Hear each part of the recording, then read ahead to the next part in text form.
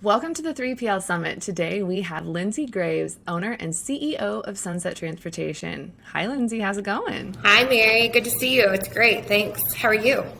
I'm good. Good. I'm really excited to talk today because, as many of you might not know, Lindsey is a CEO and a woman. I know, it's insane. She can do it all.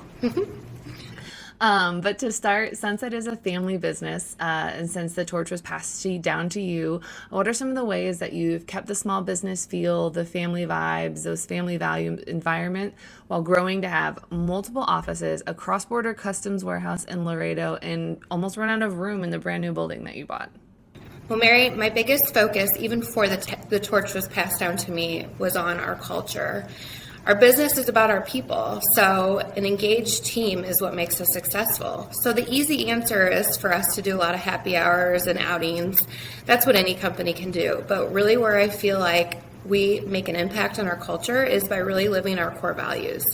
Relationships, responsive, loyal, flexible, and accountable are our core values, and you can see the logos behind me.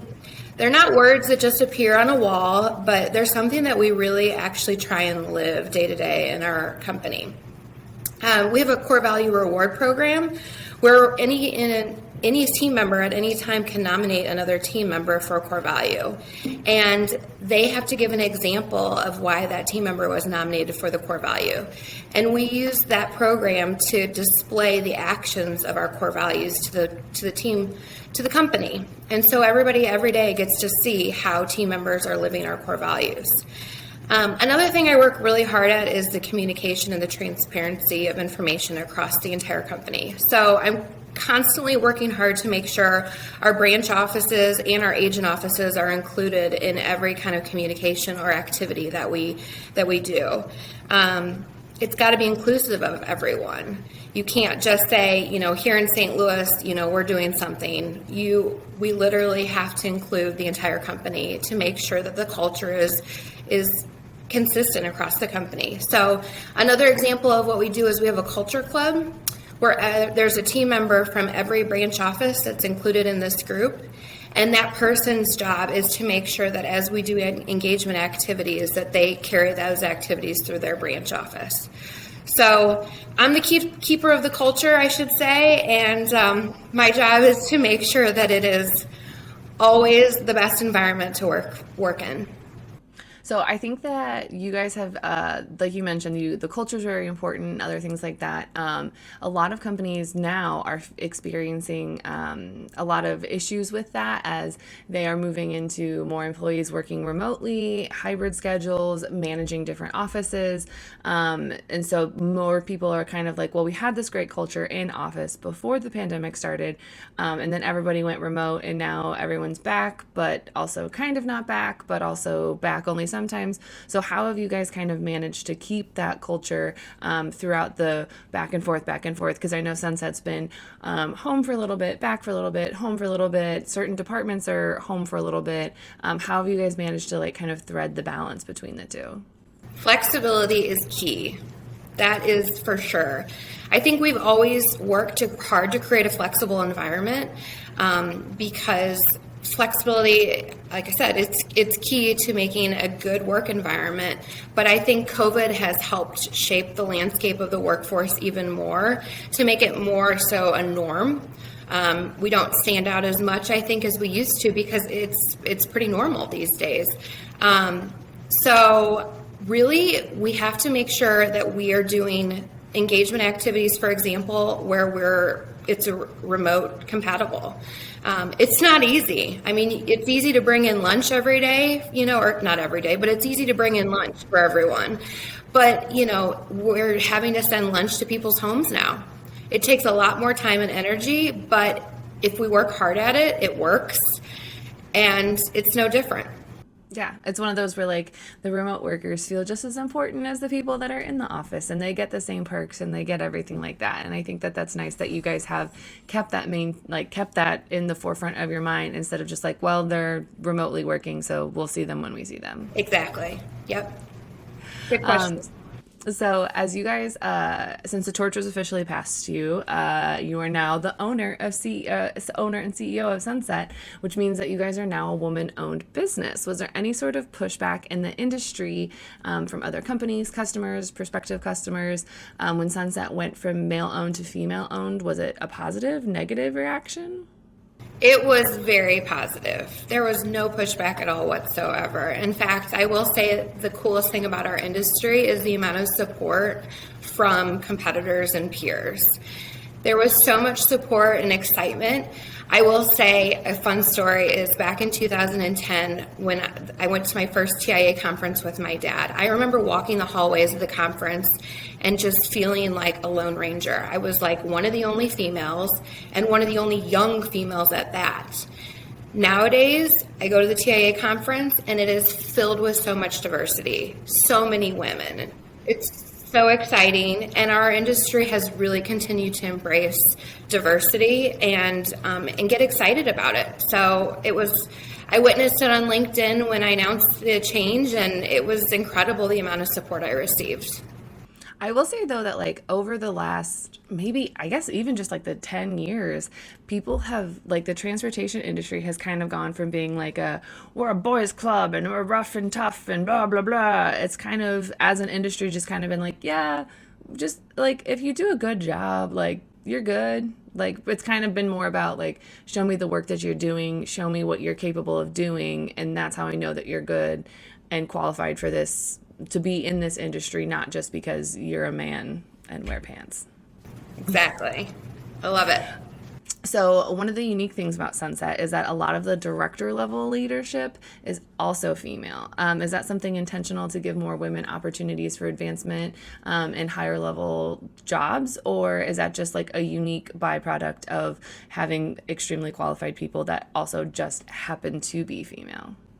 I think there's different parts of this. I think that having a woman in leadership or women in leadership attracts more women in leadership. I think, we see that there's a team that forms around women, and I think that's a big part of what continues to attract more to our team. But I really also think it's a bit about the environment that we create. So I've worked really hard to create an environment that supports a work-life balance. I have 3 young kids. So in my position, I know how important I want my life, I want my work-life balance to be. And so I think about that and want to create that environment for everyone else that works for Sunset. So my dad, back in the old days, he'd work from 7 to 5 and he'd expect everyone else around him to do the same thing. And that didn't work for many women at the time. Women were primary caregivers, and not so much anymore. But I really feel like I worked hard to push against that stigma that he may have created, to create a work environment where flexibility supports the needs of a lot of women. So, like I said earlier, COVID has really changed the flexibility in the work-life balance or in the workplace, in my opinion. So it isn't as unique, but that anything it is just help reinforce that we're doing the right thing. So I think it's nice that if someone has to go take their kid to the doctor or go pick someone up from school because they're sick, it's not a whole big production of you're leaving 3 hours early, so you need to make up 3 hours or whatever. It's like, nah, just go get your kid. That's more important. And I guess that comes back to the family values that you guys, spend so much time on. So women starting out in the industry, obviously 10 years ago, a couple years ago, it was a lot different. There was more of you'll just sit here and do this because it's what we're telling you to do. But what's your biggest piece of advice to younger women starting out in the industry that might be facing some struggles? Because, the logistics and transportation world is known for kind of chewing up and spitting out their young. So kind of how do you give the advice to Mrs. or 3PLs and brokers that aren't as necessarily friendly to new people that don't know anything? What's your biggest piece of advice for people starting out? My biggest piece of advice for people starting out in the industry, first of all, is you have to work hard. You have to be able to put in the hours. I know I just preached a lot about work-life balance and flexibility, but you got to start somewhere, and it's going to take hard work. But after the hard work or after you put in the hours, I say that you have to be able to speak up and you have to be able to vouch for yourself. You can't just expect your boss to promote you and bring that to your attention. If you feel like you've earned something, I think you have to go out and get it and you have to ask for it. And I think that's part of the next generations that we're seeing is that they want a career path. They want to have a real path that they can follow and that they can see, and they want to know what to expect. So my advice for other third parties is to make sure that you have a clearly defined career path, because these generations that are coming in, like I said, they want to know where they're going, and they're going to be asking you when they can move to the next step. The good old mantra of if you know what you want, go out and get it. And then also, you're not playing though about these kids this next generation. They have absolutely no qualms telling you like, no, that's not something I'm interested in, or no, that's not going to work. Like they will 100%, for the most part, still respectfully tell you that you're wrong and that no, this is not going to work for them. And they have so a lot of the older generations and everything will stay at a company for a very long time because they think that I've been here for 20 years. So that's that, I've succeeded in my life mission of working at a company for 20 years. The younger generation, they're like, I've been here 3 months. This isn't great. I'm just going to go ahead and leave and find something else. They will leave. They are just like, okay, bye. And I'm like, I do not have that kind of stones to just be like, bye in a little bit. I'm like, no, you got to stick it out at least a year. Things change. So how have you guys been able to kind of hire younger talent and get them to stay, which is something that a lot of typically brokerages already have a high turnover rate, and so do other 3PLs. How do you get those younger generations to stay and be like, no, it's okay. There's room for you here. We care. There's a path. Retention is really hard. It's key though. And a big part of that, I really believe, is about creating that culture like we've been talking about. I think it's key to happy people having a good culture, and culture can translate into so many different things. But Sunset, we work really hard at creating, like I said, those career paths and having them clearly defined, levels of experience you have to have, education you have to have, positions you've had to have training in. We're doing a ton of ongoing training for each individual person. We work to define what they need as far as training wise to move up to the next level. And we're constantly working with them on making sure that dialogue is there to know, so that they know that we're advocating for them. We want the best for them. And if they don't want to move up, if they don't want to go to the next step, that's fine too. But at least we make sure that we have that dialogue with them so that they know that they're not just stuck and that we're not talking about it. Right. It's kind of one of those where okay, well, you applied for this promotion, you didn't quite get it, but here's the steps that you need to take to be able to get it next time, or kind of something like that. Not just no, you didn't get this job, have a nice day. You got it. And even prior to that, having very clear documentation on what it takes to get into those next positions, so that it's very understood what it takes. It's kind of like a built-in goal. Hey, if you want to move up, these are the milestones that you need to hit. And then if 5 people seem to hit them at the same time, then that's a problem for later that you guys handle. So another exciting fun fact about Sunset is that you guys are a 4-year, I believe, top 10 inbound logistics company. Do you think that has anything to do with stepping up from COO to CEO, or do you think that would have happened regardless of the change of even making the switch to a woman-owned business, or staying as a COO? Do you think that you guys would still be a 4-Pete? 4-Pete, yep, that's it.